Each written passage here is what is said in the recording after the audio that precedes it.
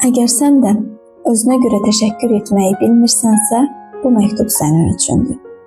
Özünə görə mənə təşəkkür etməyi öyrən. Varlığın üçün, faydaların üçün. Başqası kimi davranma. Sən ol. Səni mən yaratmışam. Sevimlim, başqası səndən dəyərlidir və yaxud başqası səndən daha çoxuna layiqdir deyə düşünmə. Hər kəs sənin qədər dəyərlidir. Və hər kəs mənə layiq olsun deyə mən qurban oldum. Sənin canın mənim canım qədər dəyərlidir. Təşəkkür et. Nitqin üçün, saçların üçün, ürəyin üçün, gözlərin üçün və varlığın üçün.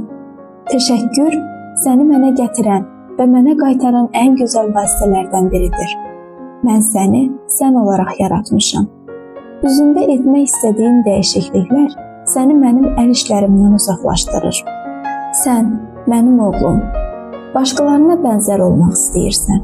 Gördüyün həyatları yaşamaq, onlar kimi görünmək istəyirsən. Bəs mənim sənin üçün təyin etdiyim həyatı, sən olaraq yaşanacaq həyatı kim yaşayacaq?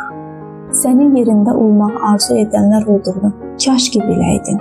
Sən azadlıq və istədiyin kimi bir həyat arzusu ilə düşdüyün yolun sonundakı uçurumdan mən qorxuram. Özünü itirmisən. Bu yolda harada özünü itirmisənsə, həmin yerə qayıt. İbrahimin qayıtdığı kimi. Əziz qızım, sən daha gözəl olmaq, üz cizgilərini dəyişmək istəyirsən. Özünü başqaları ilə daima müqayisə edirsən. Çəkindən narazısan, geyimlərindən narazısan, saç rəngini tez-tez dəyişirsən. Özünü dəyişib başqası olmaq istəyirsən. Olmadığın kimi davranırsan. Amma bir şeyi unutursan, daxilin dəyişmir, o eyni qalır. Mən səni sən olaraq yaratmışam. Dəyişməyini mən də istəyirəm.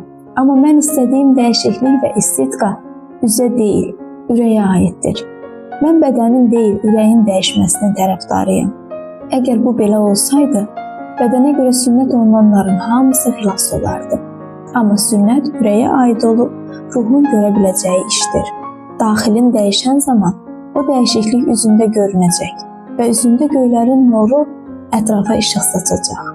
Oxumamısanmı? Stefanın üzü mələk üzü kimi nur saçırdı sözlərini. Bəs Musanın üzünün işığına görə niqab bağladığını heç mi xatırlamırsan? Mən sənin özün üçün, mənə təşəkkür etməyin üçün darıxmışam. Məni yaradan kimi deyil, fərsiz sənətkar kimi görürsən və daima mənim əl işimi dəyişmək üçün çalışırsan. Əziz oğlum, əziz qızım, özünə qayıt. Bu dövrə uyğunlaşmayın. Əksinə, düşüncənizin təzələnməsi ilə dəyişin ki, Allahın yaxşı, razı salan və kamil iradəsini ayırt edəsiniz. Şükürlərlə dolub daşaraq onda kök salıb inkişaf edin və öyrəndiyiniz kimi imanda möhkəmlənin. Romalılar 12:2 və Qoloslular 2:7.